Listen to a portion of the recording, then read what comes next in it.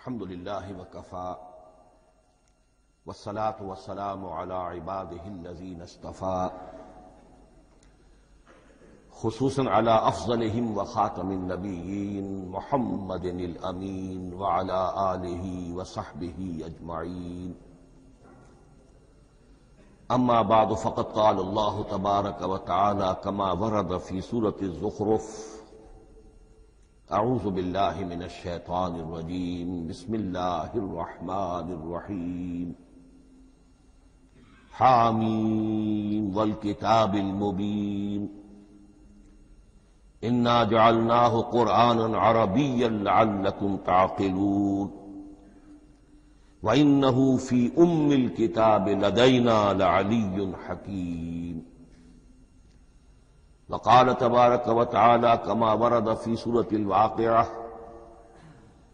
فلا اقسم بمواقع النجوم وانہ لقسم لو تعلمون عظیم انہ لقرآن کریم فی کتاب مکنون لا یمسہ الا المطہرون تنزیل من رب العالمین. وقال عز وجل كما ورد في آخر سورة الفجر: بل هو قرآن مجید في لوح محفوظ. صدق اللہ العظیم. رب اشرح لي صدری ويسر لي امری واحلل عقدۃ من لسانی يفقهوا قولی. اللهم ربنا الہمنا رشدنا واعذنا من شرور انفسنا. اللهم ارنا الحق حقا وارزقنا اتباعه وارنا الباطل باطلا وارزقنا اجتنابه. اللهم ارحمنا بالقرآن العظيم واجعله لنا اماما ونورا وهدى ورحمة. اللهم ذكرنا منه ما نسينا وعلمنا منه ما جهلنا وارزقنا تلاوته آناء الليل وآناء النهار واجعله لنا حجة يا رب العالمين آمين. آج شعبان معظم کی 28ویں شب ہے اور ہم ماہ رمضان مبارک کے دوران نماز تراویح کے ساتھ دورہ ترجمہ قرآن کی تمہید کے طور پر آج اور کل تعارف قرآن کے ضمن میں بعض چیزوں پر غور کریں گے تاکہ اثناء دورہ ترجمہ قرآن یہ چیزیں آپ کے ذہن میں ایک پس منظر کے طور پر موجود رہیں. رمضان مبارک میں نماز تراویح کے ساتھ دورہ ترجمہ قرآن کا جو سلسلہ ہم نے شروع کیا اب اسے 15 برس سے زائد ہو چکے ہیں. الحمدللہ کہ اس کا چرچا اب وسیع و عریض پیمانے پر ہو چکا ہے، نہ صرف اندرون ملک بیرون ملک بھی. اس دوران میں خود میں نے جہاں تک مجھے یاد پڑتا ہے کم سے کم 6 مرتبہ دورہ ترجمہ قرآن کی تکمیل کی سعادت حاصل کی ہے. 2 مرتبہ اس سے قبل کراچی میں، 3 مرتبہ لاہور میں، 1 مرتبہ ملتان میں، 1 مرتبہ ابوظہبی میں. اور اس سال جو میں اپنی اب ضعیفی اور اپنے علالت کے باوجود یہ ہمت کر رہا ہوں اس کا ایک خاص سبب ہے، اور وہ یہ کہ اللہ کے فضل و کرم سے بعض صورتیں ایسی پیدا ہوئیں کہ کیبل ٹی وی پر میرے ان دروس قرآن یا دورہ ترجمہ قرآن کے کیسٹ دکھائے گئے بھارت میں، اور وہیں سے یہ درخواست بھی موصول ہوئی کہ ہم چاہتے ہیں کہ اسے سیٹلائٹ پر ٹیلی کاسٹ کرائیں، لیکن اس کے لیے اس کی جو ریکارڈنگ ہے اس کا معیار بہتر ہونا چاہیے. تو اس ضرورت کو پورا کرنے کے لیے میں یہ ہمت کر رہا ہوں. اگرچہ اب جو بھی عمر کی سطح ہے ومن نعمرہ ننکسہ فی الخلق، میری یادداشت بھی اتنی شارپ نہیں رہی ہے جتنے پہلی تھی. استحضار جو کراس ریفرنسز کا ہے وہ بھی اب اتنا نہیں ہے جتنا کہ پہلے تھا. اور کبھی کبھی میری زبان لڑکھڑاتی بھی ہے۔ ان تمام معذوریوں کے باوجود اس ایک اہم ضرورت کے تحت میں نے یہ ارادہ کیا۔ میں خود بھی اللہ سے دعا کرتا ہوں، آپ بھی اللہ سے دعا فرمائیں کہ اس ارادے کی تکمیل ہو جائے اور اس سلسلے کو اللہ تعالیٰ اپنے کلام پاک کے پیغام اور علم اور حکمت کی ایک بڑے پیمانے پر پورے عالم انسانیت میں پھیلانے کا ذریعہ بنا دے۔ تعارف قرآن کے ضمن میں سب سے پہلی بات جو سمجھنے کی ہے وہ یہ کہ قرآن مجید کے بارے میں ہمارا اجمالی عقیدہ کیا ہے۔ یہ 3 جملوں پر مشتمل ہو سکتا ہے۔ ہمارے نزدیک قرآن اللہ کا کلام ہے جو محمد الرسول اللہ صلی اللہ علیہ وسلم پر نازل ہوا، اور تیسرے یہ کہ یہ مکمل محفوظ شکل میں موجود ہے، بنوعاً، اس میں نہ کوئی تحریف ہوئی ہے نہ کوئی تبدیلی ہوئی ہے۔ یہ کم سے کم 3 اجزاء ہیں ہمارے عقیدے کے قرآن مجید کے بارے میں۔ لیکن اب اس کی کچھ علمی توضیحات۔ سب سے پہلے یہ کہ کلام ہونا، اس کا اللہ کا کلام ہونا، اس لیے کہ آپ کے علم میں ہے کہ تورات جو حضرت موسیٰ علیہ السلام کو دی گئی تھی وہ لکھی ہوئی شکل میں پتھر کی تختیوں پر لکھی ہوئی صورت میں دی گئی تھی، اور قرآن مجید کی تنزیل جو محمد رسول اللہ صلی اللہ علیہ وسلم پر ہوئی ہے وہ ایک مختلف صورت میں ہوئی ہے۔ اس کو قرآن مجید خود اللہ کا کلام قرار دیتا ہے۔ چنانچہ سورہ توبہ کی آیت ہے، آیت نمبر 6، وَإِنْ أَحَدٌ مِّنَ الْمُشْرِكِينَ اسْتَجَارَكَ فَأَجِرْهُ حَتَّى يَسْمَعَ كَلَامَ اللَّهِ ثُمَّ أَبْلِغْهُ مَأْمَنَهُ۔ جب ہجرت کے 9ویں سال آخری وارننگ دی گئی تھی مشرکین عرب کو کہ اب صرف تمہیں چند مہینے کی مہلت دی جا رہی ہے، اس دوران میں آخری فیصلہ کر لو اسلام قبول کرنا ہے یا نہیں، اس لیے کہ اس کے بعد مشرکین عرب کے لیے کوئی رعایت نہیں ہوگی، جو لوگ اسلام قبول نہیں کریں گے انہیں تہہ تیغ کر دیا جائے گا۔ فَإِذَا انْسَلَخَ الْأَشْهُرُ الْحُرُمُ فَاقْتُلُوا الْمُشْرِكِينَ حَيْثُ وَجَدتُّمُوهُمْ۔ جب یہ مہلت ختم ہو جائے تو ان مشرکین کا قتل عام کرو۔ اس کی وضاحت پھر جب سورہ توبہ ہم پڑھیں گے تو اس وقت یقیناً ذہن میں کچھ اشکالات آئیں گے، لیکن اس وقت اس ضمن میں تفصیلی بحث کا موقع نہیں۔ اب اس میں ایک استثناء رکھا گیا کہ ایک مشرک ہے، وہ چاہتا ہے کہ اتنا بڑا چیلنج جو ہمیں دے دیا گیا تو ہمیں موقع دیا جائے کہ ہم آئیں، آپ کے پاس بیٹھیں، کچھ دن رہیں، اللہ کا کلام سنیں، آپ کیا بات منوانا چاہتے ہیں، اس کے لیے کیا دلائل ہیں، اس کو اچھی طرح سمجھیں، اس کا ہمیں موقع ہونا چاہیے۔ اس کے لیے یہ آیت نازل ہوئی کہ وَإِنْ أَحَدٌ مِّنَ الْمُشْرِكِينَ اسْتَجَارَكَ، اے نبی اگر ان مشرکین میں سے کوئی شخص آپ سے پناہ طلب کرے، فَأَجِرْهُ، اسے پناہ دیجئے، حَتَّى يَسْمَعَ كَلَامَ اللَّهِ، یہاں تک کہ وہ اللہ کا کلام سن لے۔ ثم ابلغه مأمنا، پھر یہ بھی نہیں کہ اسی وقت اسے کہا جائے کہ تم مانتے ہو یا نہیں مانتے، نہیں، پھر اسے اس کے امن کے مقام پر پہنچا دو۔ یہ جو آیت ہے اس میں لفظ کلیئر آ گیا کہ قرآن مجید اللہ کا کلام ہے۔ لیکن اب اسی تل کے اوٹ میں پہاڑ والا مسئلہ ہے، ٹپ آف آئس برگ، اس کے نیچے وہ کتنا بڑا تودا ہوتا ہے۔ کلام جو ہے اللہ تعالیٰ کی صفت ہے، اور یہ بڑا مسئلہ گہرا ہے، اور علم کلام کا ایک بڑا پیچیدہ مسئلہ ہے کہ ذات باری تعالیٰ اور اس کی صفات کے مابین کیا ربط و تعلق ہے۔ آیا صفات ذات کا جز ہیں، جزو لا ینفک ہے، حصہ ہے، یا کچھ زائد بر ذات ہے، جس کو علامہ اقبال نے ایک جگہ کہا ہے صفات ذات حق، حق سے جدا یا عین ذات۔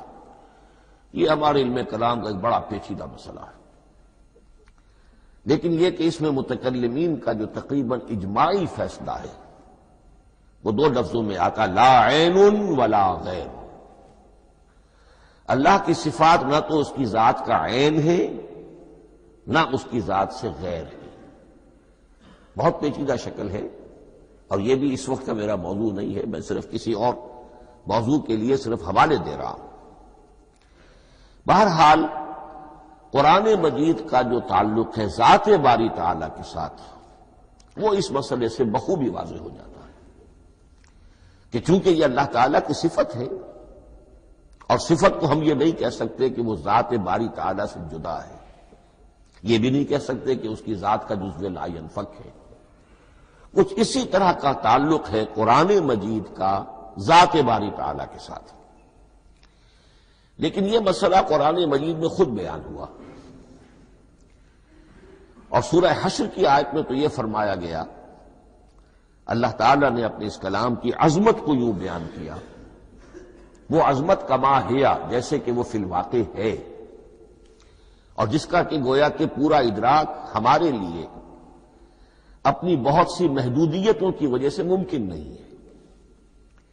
لیکن ایک تمثیل کے پیرائے میں سمجھایا، لو انزلنا هذا القرآن على جبل لرأيته خاشعا متصدعا من خشية الله وتلك الأمثال نضربها للناس لعلهم يتفكرون. اگر ہم نے اس قرآن کو کسی پہاڑ پر اتار دیا ہوتا تو تم دیکھتے کہ وہ دب جاتا اور پھٹ جاتا اللہ کے خوف سے. اور یہ مثالیں ہیں جو ہم لوگوں کے لیے بیان کرتے ہیں تاکہ وہ غور کریں، تدبر کریں، سمجھیں. ما لا یدرک کلہ لا یترک کلہ، اگرچہ بتمام و کمال عظمت قرآن کا فہم ان کے لیے ممکن نہیں ہے، لیکن کسی درجے میں تو کچھ انعکاس اس کا ہو جائے، کچھ اندازہ ہو جائے، انسان اپنی ذہنی سطح کے اعتبار سے، اس کی مناسبت سے کسی درجے میں عظمت قرآن کا اندازہ کر لے تو اللہ تعالیٰ کے ان الفاظ کو سامنے رکھے کہ لو انزلنا هذا القرآن على جبل لرأيته خاشعا متصدعا من خشية الله. اب اس آیت کو سمجھنے کے لیے سورہ اعراف کی آیت نمبر 143 کو سمجھنا ہوگا، اسی اصول کے تحت کہ القرآن یفسر بعضہ بعضا، قرآن کا ایک حصہ دوسرے حصے کی تشریح کرتا ہے. وہاں یہ واقعہ بیان ہوا ہے کہ حضرت موسیٰ علیہ السلام کو جب اللہ تعالیٰ نے کوہ طور پر طلب فرمایا 30 راتوں کے لیے، جس میں بعد میں 10 کا اضافہ کر کے وہ ایک 40 رات کا ایک کورس بنا، دن رات. اس موقع پر جو مخاطبہ الہی، مکالمہ الہی سے مشرف ہوئے حضرت موسیٰ علیہ السلام، تو ان کی آتش شوق بھڑکی اور انہوں نے بڑی جرأت کر کے یہ درخواست کر دی، رب ارنی انظر الیک، پروردگار مجھے اپنا دیدار بھی عطا فرما، مجھے موقع عنایت فرما، میں تجھے دیکھ سکوں. یہ ان کی وہ آتش شوق کا مسئلہ ہے. لیکن جواب کیا ملا؟ لن ترانی، تو مجھے ہرگز نہیں دیکھ سکتے. ولکن انظر الی الجبل فإن استقر مکانہ فسوف ترانی. لیکن ظاہر بات ہے کہ حضرت موسیٰ علیہ السلام کو بات سمجھانے کے لیے کچھ مشاہدہ بھی کرانا تھا. فرمایا تم مجھے نہیں دیکھ سکتے، البتہ اس سامنے کے پہاڑ پر نگاہ جماؤ، ہم اس پر اپنی ایک تجلی ڈالیں گے. یہ اگلی الفاظ کے اندر وضاحت ہے، میں یہاں پہلے سے بیان کر رہا ہوں سمجھانے کے لیے. اگر وہ پہاڑ ہماری اس تجلی کو، تجلی کسے کہتے ہیں؟ جلا، روشنی. تو اللہ تعالی کی طرف سے کوئی خاص اس کے نور کا جب پرتو ہوتا ہے کسی شے پر تو وہ اس کی تجلی ہے. ہم اپنی ایک تجلی اس پہاڑ پر ڈالیں گے، اگر وہ اس کو جھیل جائے، اپنی جگہ کھڑا رہ جائے، تو تم سمجھنا کہ شاید تم بھی ہمیں دیکھ سکو. فلما تجلی ربہ للجبل، اب یہاں وہ لفظ آ گیا، جب اللہ نے تجلی اپنی پہاڑ پر ڈالی، جعلہ دکا وخر موسیٰ صعقا، وہ پہاڑ ریزہ ریزہ ہو گیا اور حضرت موسیٰ بے ہوش ہو کر گر گئے. اب یہ بے ہوش ہو کر گر جانا، جبکہ وہ تجلی براہ راست بھی نہیں ہے، بالواسطہ ہے. مشاہدہ جو کر رہے حضرت موسیٰ وہ بالواسطہ ہے، تجلی پہاڑ پر ہے. لیکن یہ کہ اس کا بھی بالواسطہ اس کا جو ہوا ہے، اس کی جو تاثیر ہوئی حضرت موسیٰ علیہ السلام پر کہ وہ اس کی تاب نہ لا سکے اور بے ہوش ہو کر گر گئے۔ یہاں سے یہ بات سمجھ میں آتی ہے کہ یہ تجلی ذات باری تعالی تھی جس نے کوہ طور کو جلا کر بھسم کر دیا یا ٹکڑے ٹکڑے کر دیا، ریزہ ریزہ کر دیا۔ اب ذات الہی کے ساتھ جو تعلق ہے کلام الہی کا، اور یہ صفت جو لا عین ولا غیر کے درجے میں ہے ذات کے ساتھ، تو وہی تاثیر اس کلام الہی کی بھی ہے۔ لو انزلنا هذا القرآن على جبل لرأيته خاشعا متصدعا من خشية الله وتلك الامثال نضربها للناس لعلهم يتفكرون۔ اس حقیقت کو اس دور میں میں اپنے مطالعے کی محدودیت کا اعتراف کرتے ہوئے عرض کر رہا ہوں کہ میرے نزدیک جس قدر پرشکوہ انداز میں علامہ اقبال نے بیان کیا ہے اسی کیفیت کو وہ شاید اس کی کوئی مثال نہ مل سکے۔ فاش گویم آنچ در دل مزمرست یہ کتابیں نیست چیزیں دیگرست، میں صاف ہی کہہ دیتا ہوں جو میرے دل میں چھپی ہوئی بات ہے۔ فاش گویم آنچ در دل مزمرست، یہ کتابیں نیست، اس قرآن کو کتاب نہ سمجھنا، یہ کچھ اور شے ہے، چیزیں دیگر است۔ اب وہ چیزیں دیگر کیا ہے؟ وہی جو میں نے عرض کیا، ذات باری تعالی اور کلام کا صفت باری تعالی ہونا، اس کے بنا پر جو مناسبت ہے، جو قرب ہے، جو مشابہت ہے۔ مثل حق پنہاؤ ہم پیداستو زندہ پائندہ گویاستو، اس کلام میں اللہ تعالی کی ساری صفات کا انعکاس موجود ہے۔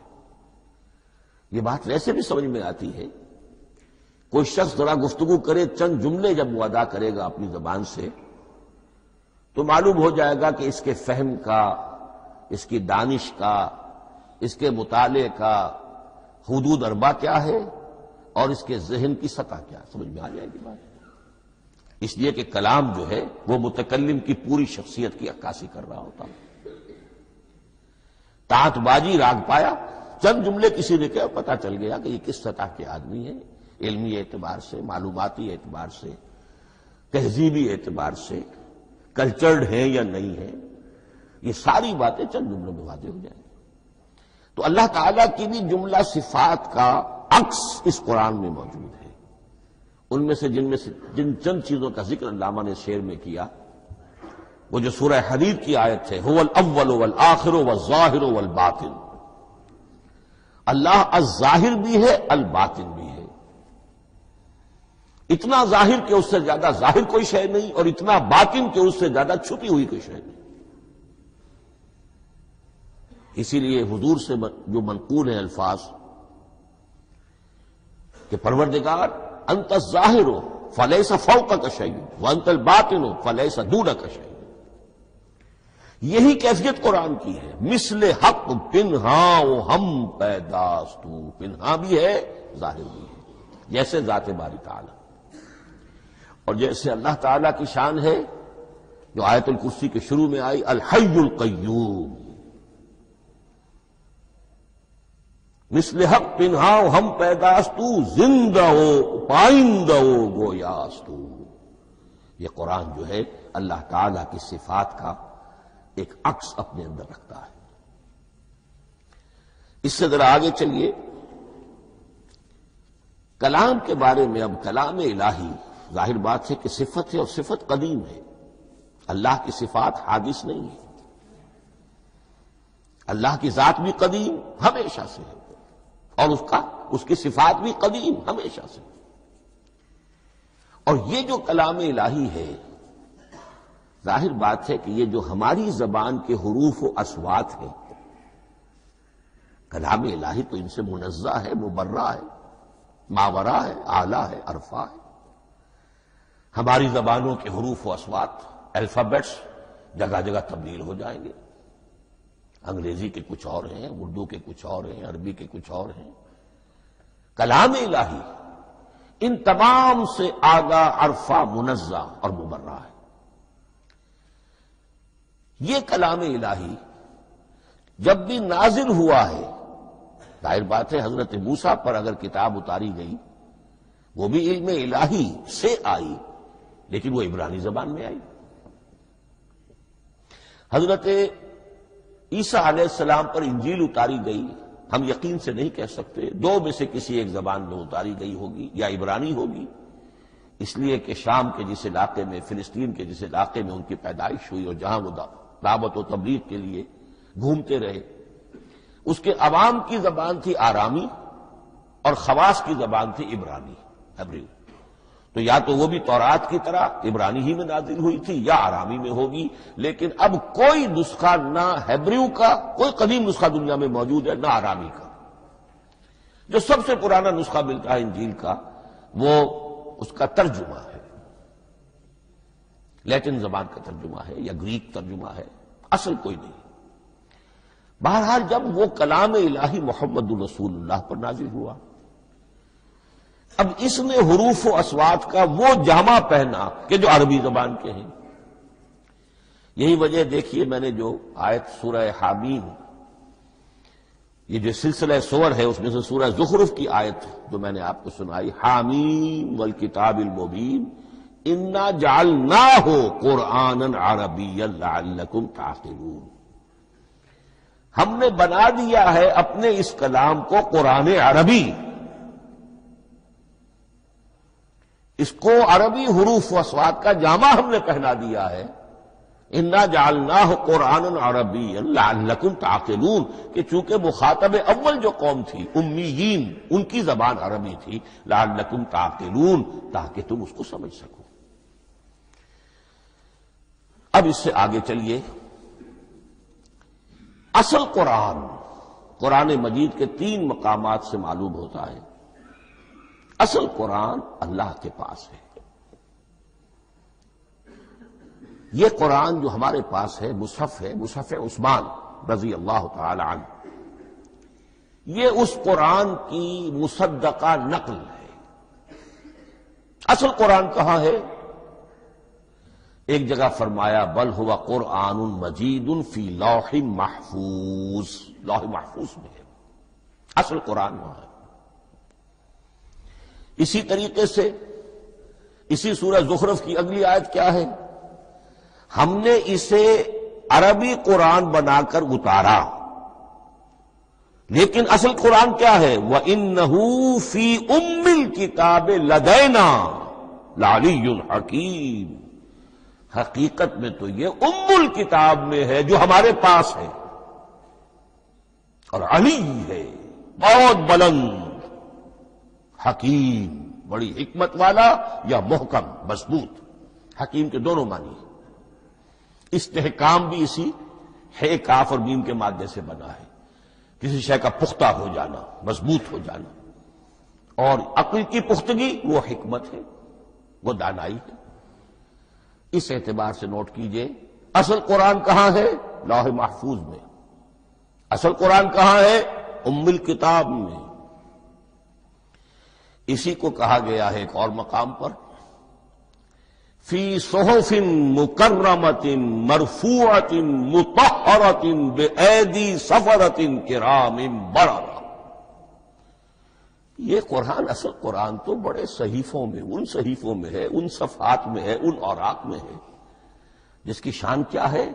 مکرمۃ، ان کی انتہائی تعظیم کی جاتی ہے، مطہرۃ، نہایت پاک صحیفے، فی صحف مکرمۃ، مرفوعۃ، بلند و بالا، مطہرۃ، بِأَيْدِي سَفَرَةٍ كِرَامٍ بَرَرَةٍ، ان فرشتوں کے ہاتھ میں جو بہت باعزت، بہت اونچے درجے کے، ان کے ہاتھوں میں ہے۔ وہ لوگ ہیں کہ جن کی تحویل میں ہے یہ کلام پاک، فی صحف مکرمۃ مرفوعۃ مطہرۃ بِأَيْدِي سَفَرَةٍ كِرَامٍ بَرَرَةٍ۔ اب اسی کو بیان کیا ہے سورہ واقعہ میں، فلا اقسم بمواقع النجوم، تو نہیں، میں قسم کھاتا ہوں ، ستاروں کے ڈوبنے کی جگہ کی۔ وَإِنَّهُ لَوْ تَعْلَمُونَ لَقَسَمٌ عَظِيمٌ وَإِنَّهُ لَقَسَمٌ لَوْ تَعْلَمُونَ عَظِيمٌ، اور اگر تم جان سکتے تو یہ بہت بڑی قسم ہے جو ہم نے کھائی ہے، بہت بڑی گواہی ہے جو ہم نے پیش کی ہے۔ اب تدریجاً اس کا انکشاف ہو رہا ہے۔ یہ آج جو تصور ہے بلیک ہولز کا، اس سے کچھ اندازہ ہوتا ہے یہ ستارے کہاں ڈوب جاتے ہیں، بڑے بڑے ستارے نسیم منسیہ ہو جاتے ہیں، ستارے نہیں پوری گیلیکسیز اس میں گم ہو جاتے ہیں، وہ مقبرے ہیں بڑی بڑی گیلیکسیز کے۔ فلا اقسم بمواقع النجوم وانه لقسم لو تعلمون عظیم انه لقرآن کریم، یہ قرآن ہے بہت باعزت، فی کتاب مکنون، اور یہ اس کتاب میں جو چھپی ہوئی ہے۔ یہ لوح مکنون کا لفظ آتا ہے قرآن مجید میں، جیسے موتی ہوتے ہیں انہیں چھپا کر رکھا جاتا ہے ڈبیوں میں، مخملی ڈبیوں کے اندر موتیوں کو، اسی طریقے سے فی کتاب مکنون لا یمسہ الا المطہرون، وہ صحیفے بھی بہت مطہرہ تھے اور ان کو چھو نہیں سکتے مگر وہی جو انتہائی پاک ہیں، ملائکہ مقربین، جن کے قریب سے بھی ہو کر معصیت یا گناہ کا کوئی تصور تک نہیں گزر سکتا، وہ ہیں جو اس کو چھوتے ہیں، ان کے ہاتھوں میں ہے، ان کی تحویل میں ہے۔ یہ ہے وہ چیزیں کہ جس سے اندازہ ہوا کہ اصل قرآن کہاں ہے۔ یہ جو ہمارے پاس ہے در حقیقت یہ نقل مطابق اصل ہے، مصدقہ نقل ہے۔ اب اس میں آپ سے عرض کر دوں کہ ایک بہت خوبصورت بات ہمیں جو ملتی ہے، تورات میں جو استثناء، جو صفر استثناء ہے ڈیوٹرانومی، اس کے 18ویں باب میں 18ویں اور 19ویں آیات جو ہیں اس میں ذکر موجود ہے، میں ان کے لیے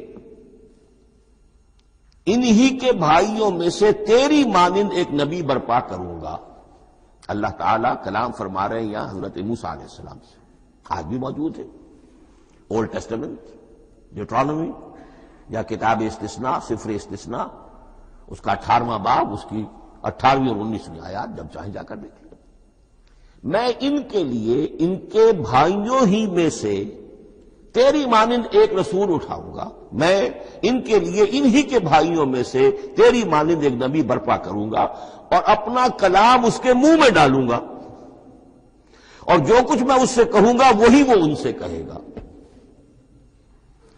یہ ہے جو پیشین گوئی ہے محمد الرسول اللہ صلی اللہ علیہ وسلم کی، اور یہاں وہ فرق واضح کر دیا گیا، اے موسیٰ تم سے تو یا تو ہم نے کلام کیا ہے یا تمہیں جو کتاب دی ہے وہ لکھی ہوئی دی ہے، لیکن جو نبی تیری ہی مانند میں برپا کروں گا۔ اب اس میں بھی نوٹ کرنے کی بات ہے کہ حضرت موسیٰ کے مشابہ نبی اکرم صلی اللہ علیہ وسلم کے سوا کوئی نبی نہیں۔ صاحب کتاب وہ بھی تھے، صاحب کتاب محمد بھی ہے، صاحب امت وہ بھی تھے، اور صاحب امت محمد رسول اللہ ہے، تیری مانند صاحب شریعت۔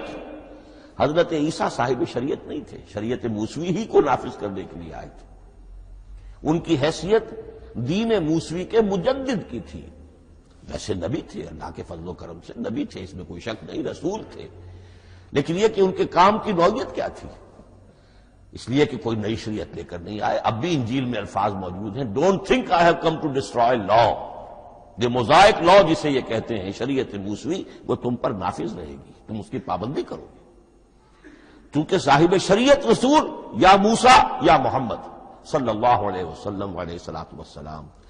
تو میں ان کے بھائیوں میں سے، اب بھائی کون ہوں گے؟ ظاہر بات ہے بنی اسرائیل، ان کے کزنز کون ہیں؟ بنی اسماعیل۔ بنی اسرائیل تو جو بھی نبی ہے وہ انہی میں سے ہے، ان کے بھائیوں میں سے، تو بھائی تو ہوگا، ان کا کزن ہوگا، اب وہ کون ہے؟ بنی اسماعیل۔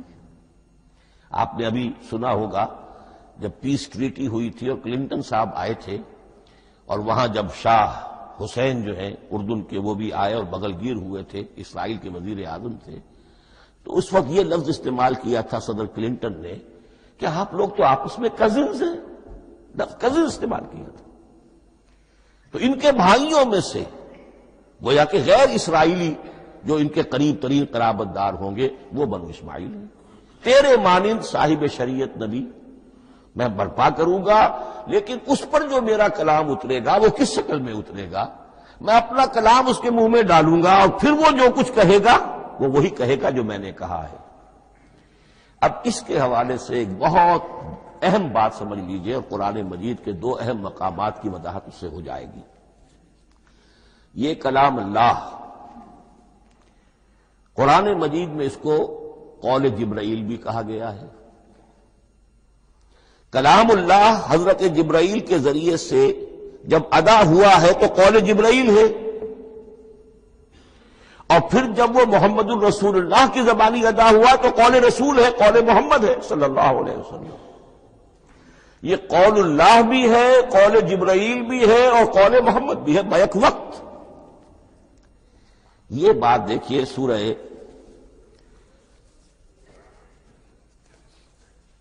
اذا السماء انفجرت، اس میں یہ سورت جو الفاظ آئے ہیں انہ لقول رسول کریم، سورت تکویر اذا الشمس کورت، انہ لقول رسول کریم ذی قوت عند ذی العرش مکین مطاع ثم امین وما صاحبکم بمجنون.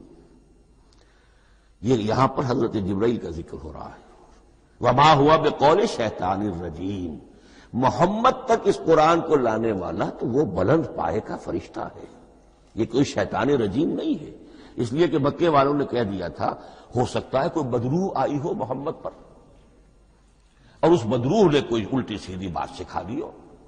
نہیں، انہ لقول رسول کریم، یہاں رسول کریم کون ہے؟ حضرت جبرائیل. انہ لقول رسول کریم ذی قوت عند ذی العرش مکین، بڑی قوت والا اور جس کا بڑا اونچا مقام اور مرتبہ ہے عرش والے کے قریب. ذی قوت عند ذی العرش مکین مطاع ثم امین، وہ فرشتوں کے مطاع ہیں، فرشتے ان کی اطاعت کرتے ہیں، فرشتوں کے سردار ہیں، اور پھر ساتھ ہی پورے امین ہیں. جبرائیل امین یہ ہم لفظ استعمال کرتے ہیں. اور اس کے بعد آگے جا کے فرمایا وما ہوا بقول شیطان الرجیم، یہ کسی شیطان رجیم کا قول نہیں ہے. اب یہاں اس سورہ تکویر میں قرآن کو قول جبرائیل قرار دیا گیا. لیکن سورۃ الحاقہ میں چلیے، اس کے آخر میں آتا ہے انہ لقول رسول کریم وما ہوا بقول شاعر قلیلا ما تؤمنون ولا بقول کاہن قلیلا ما تذکرون تنزیل من رب العالمین. یہاں اب رسول کریم سے مراد محمد الرسول اللہ صلی اللہ علیہ وسلم. یہ کسی شاعر کا قول نہیں ہے، کسی کاہن کا قول نہیں ہے، یعنی جس کے زبانی یہ قرآن لوگوں کے سامنے آ رہا ہے. جبرائیل کا قول ہو کر تو محمد پر نازل ہوا صلی اللہ علیہ وسلم، لیکن اب لوگوں کے سامنے وہ قول محمد بن کر آ رہا. انہ لقول رسول کریم وما ہوا بقول شاعر قلیلا ما تؤمنون ولا بقول کاہن قلیلا ما تذکرون تنزیل من رب العالمین. تو قرآن مجید کلام اللہ ہے، پھر وہ قول جبرائیل بنا جب جبرائیل نے آ کر محمد کو سنایا، اور پھر وہ قول محمد بنا جب محمد کی زبان مبارک سے لوگوں نے اسے سنا، اہل عرب نے سنا، اور پھر وہ بات پھیلتی چلی گئی. اب آخری بحث اس موضوع پر جو ہے وہ یہ ہے کلام الہی کی 3 صورتیں ہیں جو قرآن مجید میں سورہ شورى کی آیت نمبر 51 میں بیان ہوئی ہے. وما كان لبشر ان يكلمه اللہ، کسی بشر، کسی انسان کی یہ حیثیت نہیں ہے، مقام نہیں ہے کہ اللہ اس سے کلام کرے. یہ نہیں کہا کہ اللہ کے لیے ممکن نہیں ہے، نہیں، اللہ کے لیے تو ہر شے ممکن ہے، لیکن کسی بشر کا یہ مقام نہیں ہے کہ اللہ اس سے کلام کرے. مخلوق ہے، بشر ہے.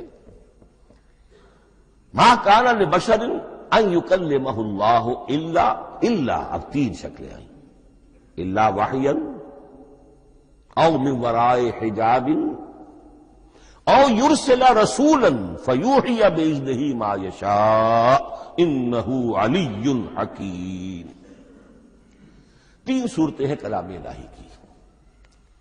یا تو براہ راست اللہ وحی کرتا ہے بغیر کسی فرشتے کی درمیان میں ذریعہ بنائے ہوئے،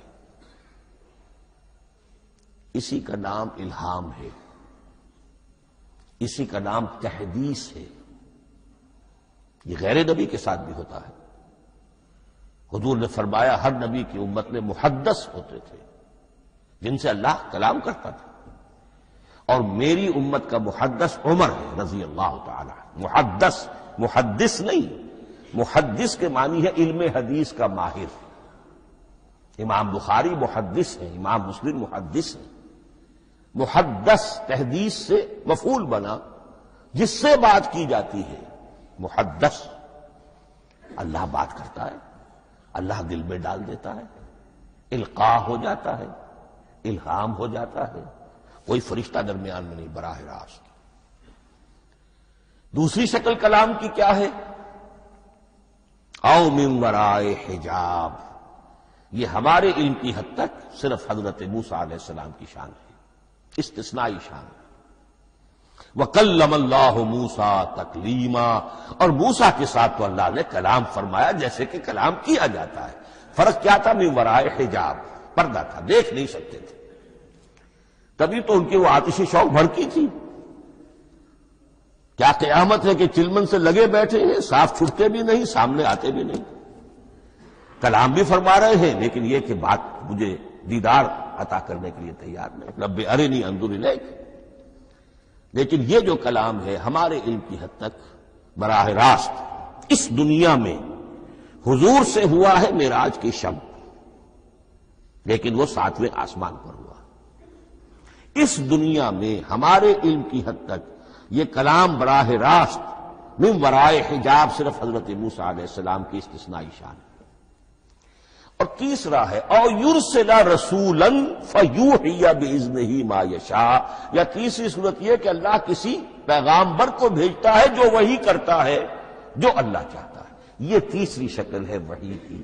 قرآن مجید اس تیسری شکل میں نازل ہوا ہے محمد الرسول اللہ صلی اللہ علیہ وسلم پر۔ حضور کو جو الہام ہو جاتے تھے، جو حضور کو القاء ہو جاتا تھا، جو آپ کے دل میں براہ راست اللہ کی طرف سے وحی آتی تھی، وہ قرآن میں شامل نہیں ہے۔ اگرچہ حضور کے خواب بھی سچے تھے، وہ بھی اللہ کی طرف سے ہوتے تھے، شیطان کی آمیزش نہیں ہو سکتی تھی، لیکن یہ بھی قرآن میں شامل نہیں ہے۔ قرآن میں شامل ہے تیسری قسم کی وحی، او یرسل رسولا، پھر ہم بھیجتے ہیں ایک پیغامبر کو فرشتوں میں سے۔ اللہ یصطفی من الملائکۃ رسلا ومن الناس، اللہ چن لیتا ہے فرشتوں میں سے بھی اپنا پیغامبر اور انسانوں میں سے بھی۔ تو فرشتے کے ذریعے سے ایک فرشتہ جو اللہ سے لیتا ہے اور انسان رسول انسان تک پہنچا دیتا ہے۔ اب وہ رسول انسان، رسول بشر جو ہے وہ اپنے ہم نوع ہم جنس لوگوں کو پہنچاتا ہے۔ تو اللہ یصطفی من الملائکۃ رسلا ومن الناس، یہاں وہی بات فرمائی او یرسل رسولا فیوحی باذنہ ما یشاء، پھر وہ وحی کرتا ہے اللہ کے حکم سے جو اللہ چاہتا ہے۔ یہ کلام الہی کی یہ تیسری شکل ہے جو محمد الرسول اللہ صلی اللہ علیہ وسلم پر نازل ہوا، اور وہ ہے قرآن حکیم۔ اب ایک اور بحث جو علمی ہے وہ یہ ہے کہ حضور پر جو اس کا نزول ہوا اس کی کیفیات کیا تھی۔ دو الفاظ استعمال ہوتے ہیں، انزال بھی اور تنزیل بھی۔ ان دونوں میں فرق کیا ہے اس کو نوٹ کر لینا چاہیے۔ لغوی اعتبار سے جان لینا چاہیے، نزل ینزل کسی کا خود اترنا، نازل ہونا، اترنا۔ انزل ینزل دفعتن اتار دینا، کسی اور نے کسی شے کو دفعتن نیچے اتار دیا۔ یہی مفہوم نزلہ کے ساتھ بے لگ جائے تو آ جاتا ہے، با کے ساتھ نزلہ بہی، یہ اتارنے کے مفہوم میں آئے گا۔ لفظی ترجمہ یہ بھی کر سکتے وہ اترا اس شے کے ساتھ۔ نزلہ بہ الروح الامین، اس کو لے کر نازل ہوا خود روح الامین فرشتہ علی قلبک، اے محمد صلی اللہ علیہ وسلم آپ کے قلب مبارک پر۔ تو نزلہ بے اور انزال اس کے معنی ایک ہی ہے، لیکن اگلا لفظ ہے تنزیل، نزل ینزل تنزیلا، اس کے معنی ہے رفتہ رفتہ، تدریجن، نجمن نجمن، تھوڑا تھوڑا کر کے، وقفے وقفے سے اتارنا۔ جیسے عربی میں اعلام کہیں گے، کسی کو کچھ بتا دینا، باخبر کر دینا، مطلع کر دینا، بھائی مطلع کر دیا میں نے، اب تم جانو تمہارا کام، یہ اعلام کہلائے گا۔ تعلیم کسے کہتے ہیں؟ سکھانا، درجہ بدرجہ، دیکھنا اس کی استعداد کیا ہے، آج یہ کیا بات سمجھ سکتا ہے، میں اتنے ہی درجے تک سمجھاؤں، اب کل میں اسے مزید سمجھاؤں گا، پرسوں مزید سمجھاؤں گا، یہ درجہ بدرجہ کسی شے کو سمجھانا، یہ تعلیم ہے۔ تو انزل ینزل انزالا، یہ ہے اتار دینا دفعتاً، اور نزل ینزل تنزیلا، یہ ہے تدریجاً اتارنا۔ اب قرآن مجید کے لیے یہ دونوں الفاظ مستعمل ہیں، لیلۃ القدر اور لیلۃ المبارکہ۔ اب یہ دو بھی نوٹ کر لیجئے، قرآن مجید میں چونکہ اہم مضامین کم سے کم دو جگہ پر ضرور آتے ہیں۔ انا انزلناہ فی لیلۃ القدر، یہاں انزلنا ہے، نزلنا نہیں ہے، انزلنا ہے، ہم نے اتارا اس کو لیلۃ القدر میں۔ اور باقی صورت تو آپ کو یاد ہوگی، وما ادراک ما لیلۃ القدر، لیلۃ القدر خیر من الف شہر، تنزل الملائکۃ والروح فیہا باذن ربہم من کل امر، سلام ہی حتی مطلع الفجر۔ لیکن یہ اہم مضمون قرآن مجید میں دوسری جگہ بھی ہے، سورہ دخان کے شروع میں فرمایا حامیم والکتاب المبین انا انزلناہ فی لیلۃ مبارکۃ انا کنا منذرین فیہا یفرق کل امر حکیم امرا من عندنا انا کنا مرسلین رحمتا من ربک انہ هو السمیع العلیم۔ یہ لیلۃ المبارکہ ہے، ایک ہی ہے، لیلۃ القدر اور لیلۃ المبارکہ، ان دونوں کے لیے وہی انزلنا کا لفظ آیا۔ لیکن یہ کہ سابقہ کتابوں کے اعتبار سے قرآن مجید کا فرق واضح کیا گیا ہے، مثلا سورہ نساء کی آیت نمبر 136 بہت نمایاں ہے، بہت نمایاں ہے۔ وہاں فرمایا گیا یا ایھا الذین آمنوا آمنوا باللہ ورسولہ والکتاب الذی نزل علی رسولہ والکتاب الذی انزل من قبل۔ اے ایمان کے دعوے دارو، حقیقتاً ایمان لاؤ، ایسے ایمان لاؤ جیسے ایمان لانے کا حق ہے، اللہ پر بھی اور اس کے رسول پر بھی، اور اس کتاب پر بھی جو اللہ نے اپنے رسول پر نازل فرمائی، اور اس کتاب پر بھی جو اللہ نے پہلے نازل فرمائی۔ لیکن نازل کے لیے یہاں آیا حضور کے لیے والکتاب الذی نزل علی رسولہ، تنزیل کی شکل میں، اور تورات کے لیے والکتاب الذی انزل من قبل، وہ تو دفعۃ واحداً لکھی ہوئی تختیوں کی شکل میں حضرت موسیٰ علیہ السلام کو دے دی گئی تھی۔ تو یا ایھا الذین آمنوا آمنوا باللہ ورسولہ والکتاب الذی نزل علی رسولہ والکتاب الذی انزل من قبل۔ یہ جو تنزیل ہوئی ہے حضور پر، یعنی لیلۃ القدر میں جو رمضان مبارک میں ہے، پورا قرآن لوح محفوظ سے، کتاب مکنون سے، ام الکتاب سے نقل کر کے اتار دیا گیا سمائے دنیا تک۔ پہلا آسمان جسے ہم کہتے ہیں سمائے دنیا، وہ آسمان جو قریب ترین ہے دنیا کے، وہاں سے اب یہ درجہ بدرجہ، تھوڑا تھوڑا، چند آیتیں، چند سورتیں، پھر آیتیں، پھر سورتیں، یہ نازل ہوا محمد الرسول اللہ صلی اللہ علیہ وسلم پر۔ گویا کہ پہلا مرحلہ انزال کا ہے، پورا قرآن لوح محفوظ یا کتاب مکنون یا ام الکتاب سے نقل کر کے اتار دیا گیا سمائے دنیا تک۔ یہ ہے انزل ینزل انزالا، انا انزلناہ فی لیلۃ القدر انا انزلناہ فی لیلۃ مبارکہ۔ لیکن محمد الرسول اللہ پر یہ نازل ہوا اب تھوڑا تھوڑا، نجمن نجمن، درجہ بدرجہ، تدریجن، یہ ہے تنزیل۔ اس تنزیل کی حکمت قرآن مجید میں بیان ہوئی ہے، اور اس اعتبار سے کہ اہل عرب نے، اہل مکہ نے اعتراض کیا تھا کہ یہ پورا قرآن کیوں نہیں محمد ایک ہی مرتبہ پیش کر دیتے صلی اللہ علیہ وسلم۔ اس میں جو چیز مضمر تھی وہ یہ تھی کہ چونکہ یہ حقیقت میں اللہ کا کلام نہیں ہے، یہ محمد کا اپنا کلام ہے، تو کوئی شاعر دنیا میں ایسا نہیں ہے جو ایک دم اپنا پورا دیوان دے دے، وہ تو ساری عمر میں تھوڑا تھوڑا، آج غزل کہی، کل قصیدہ کہا، پرسوں کچھ اور کہا، پھر وہ جمع ہوتا ہے تو وہ دیوان بنتا ہے. اسی طریقے سے تو یہ کر رہے ہیں. اگر یہ اللہ کا کلام ہوتا تو بیک وقت آ جاتا. یہ تو ذرا محنت کرتے ہیں، کچھ اس کے اندر اس کو اپنی محنت سے کوشش کر کے کچھ موضوع کرتے ہیں، کلمات، الفاظ، اور اس طریقے سے رفتہ رفتہ لے کر آ رہے ہیں. اس لیے ان کا اعتراض نقل ہوا ہے یہ وقال الذين كفروا لولا نزل عليه القرآن جملة واحدة. انہوں نے کیوں نہیں اترا یہ قرآن پورا کا پورا ایک ہی بار؟ یہ اعتراض تھا. اس اعتراض کے جو جوابات دیے گئے ہیں وہ نوٹ کیجئے کہ لوگوں کے حق میں یہ مفید ہے، یہ پورے قرآن کا تحمل ایک وقت میں کر نہیں سکتے. یہ پورا قرآن تو ایک ہی مرتبہ اگر پہاڑ پر بھی اتار دیا جاتا تو وہ پھٹ جاتا، دب جاتا. وَقُرْآنًا فَرَقْنَاهُ لِتَقْرَأَهُ عَلَى النَّاسِ عَلَى مُكْثٍ وَنَزَّلْنَاهُ تَنزِيلًا. سورہ بنی اسرائیل آیت 106. یہ وہ قرآن ہے جس نے ہم نے جس کو ٹکڑے ٹکڑے کر کے فرق نہ ہو، فرق توڑ دینا، تھوڑا تھوڑا کر کے ہم نے کر دیا. لِتَقْرَأَهُ عَلَى النَّاسِ عَلَى مُكْثٍ، تاکہ آپ اسے پڑھ کر سنائے لوگوں کو وقفے وقفے سے، تاکہ وہ سہار سکیں، سنبھال سکیں، برداشت کر سکیں.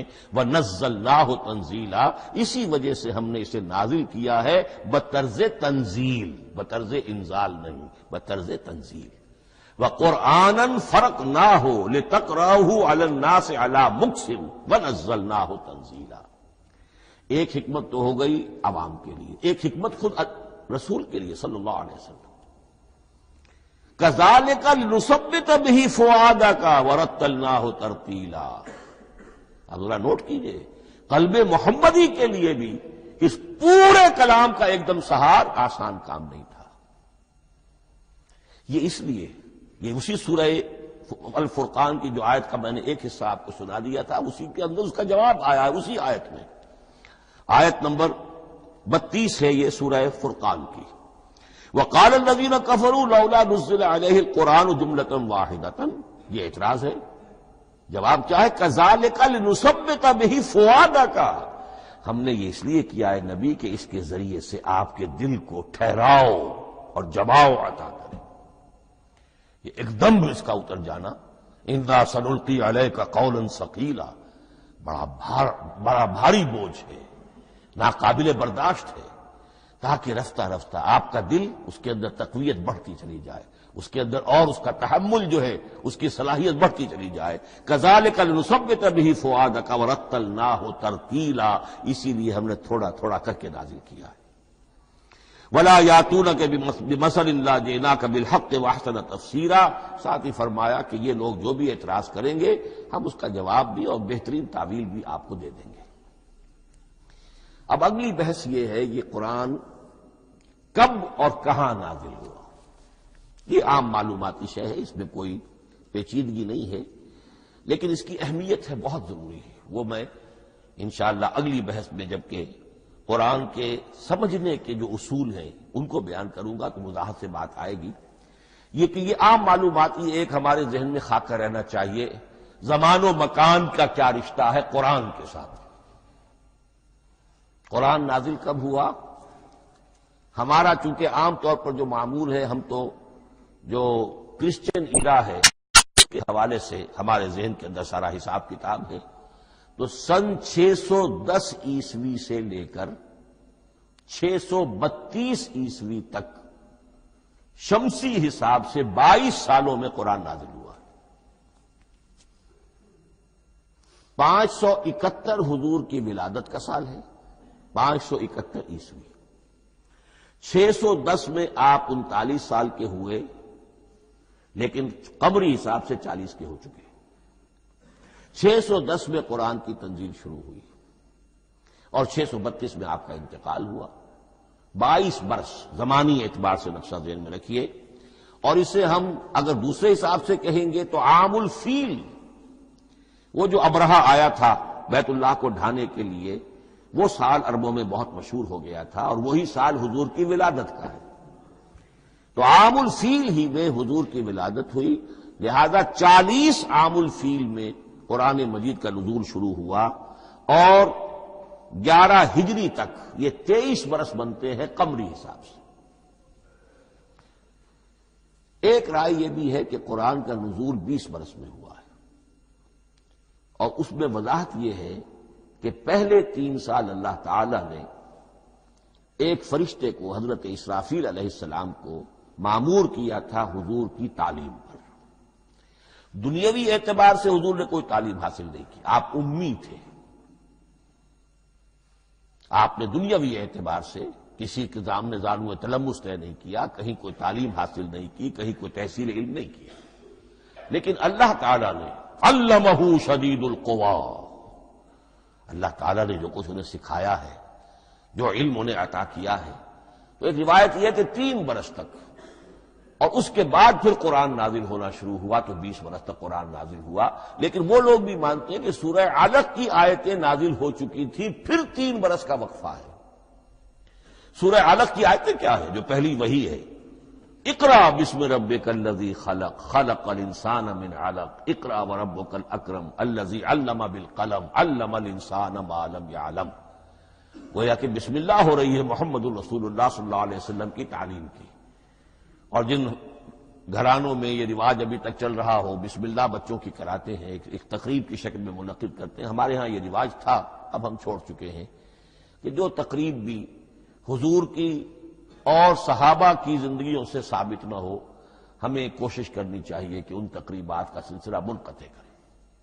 ما انا علیہ واصحابی، ہماری تقریبات جو ہیں وہ بس وہیں تک محدود رہنی چاہیے۔ بہرحال وہ جو ایک چلتی ہے روایت، 4 سال 4 مہینے 4 دن کا بچہ یا بچی ہو تو بسم اللہ یہی آیتیں پڑھی جاتی ہیں۔ پڑھ تو نہیں سکتا، انگلی رکھ کر پڑھانے والا کوئی عالم دین بیٹھ جاتا ہے سامنے، وہ نہا دھو کر بچہ یا بچی بیٹھی ہوئی ہے، اور اس کو اقرا بسم ربک الذی خلق خلق الانسان من علق اقرا وربک الاکرم الذی علم بالقلم علم الانسان ما لم یعلم۔ اب اس میں تو سارا پڑھنے پر زور ہے، حصول علم پر زور ہے، کسی تبلیغ کا حکم ہی نہیں، ابھی رسالت کا کوئی تذکرہ کچھ بھی نہیں، اس میں تو قیامت کا بھی کوئی ذکر نہیں۔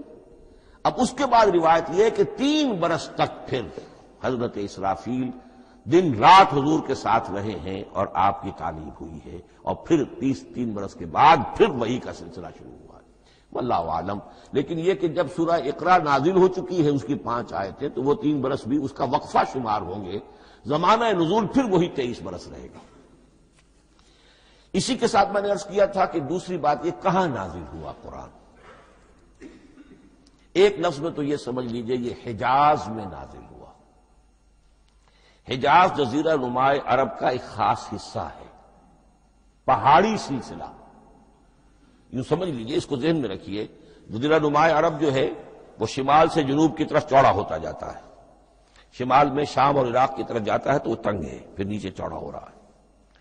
اس کا جو مغربی ساحل ہے جس پر جدہ کی بندرگاہ بھی ہے، یمبو کی بھی ہے، اس کے کہیں وہ ایک میدان شروع ہوتا ہے ساحل سے، کہیں وہ بہت مختصر ہے، کہیں خاصا چوڑا ہے، اس کو کہتے ہیں تہامہ۔ پھر ایک پہاڑی سلسلہ ہے، اس کو کہتے ہیں حجاز۔